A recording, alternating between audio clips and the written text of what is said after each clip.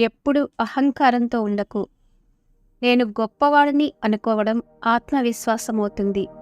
అంతేకాని నేను మాత్రమే గొప్పవాడిని అనుకుంటే అది అహంకారమే అవుతుంది. కష్టాల యొక్క ప్రాముఖ్యత జీవితంలో ఎంతో ఉంటుంది. మీ విజయం యొక్క ఆనందాలను పొందాలంటే ఎక్కువ కష్టాలను అనుభవిస్తే మాత్రమే తెలుస్తుంది. ఎదుటివారి మనసులను గెలవడమే లక్ష్యంగా పెట్టుకోండి.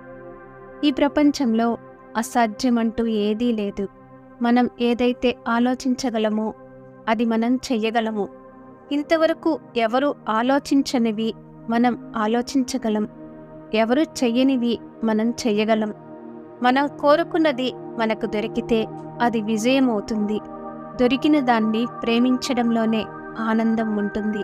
అదృష్టవంతులు ఎవరు అంటే వారు కోరుకున్నవన్నీ దొరికినవారు కాదు, ఉన్నవాటిని మంచిగా తయారు చేసుకునేవారే అదృష్టవంతులు.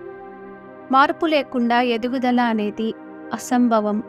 ఎవరైతే వారి ఆలోచనలు మార్చకుండా ఉంటారో వారు జీవితంలో ఏ మార్పు సాధించలేరు. ఎవరి మనసునైనా నొప్పించి క్షమించమని అడగడం ఎంతో సులభం. కానీ ఇతరులు మనసును నొప్పించినా సరే వారిని క్షమించడం అనేది ఎంతో గొప్ప విషయం.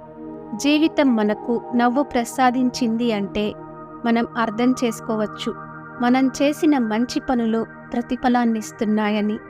అదే జీవితం మనల్ని ఏడిపిస్తుంటే మంచి పనులు చేయాల్సిన సమయం వచ్చిందని అర్థం చేసుకోవాలి. కొంతమంది ఖాళీ సమయం ఉంటే ఇతరులతో గడుపుతూ ఉంటారు.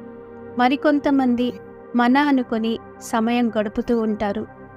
జీవితంలో సంపాదిస్తూ ఉండు. ఖరీదైన వస్తువులు కూడా నీకు ధర తక్కువ వస్తువులు అనిపించేంత వరకు. ఎవరిపైనైనా ప్రతీకారం తీర్చుకుంటే నీకు ఆ ఆనందం కొద్ది రోజులు మాత్రమే ఉంటుంది. అదే క్షమించి వదిలేస్తే ఆ ఆనందం జీవితకాలం ఉంటుంది. Thank you for watching. For more interesting videos, please like and subscribe our channel.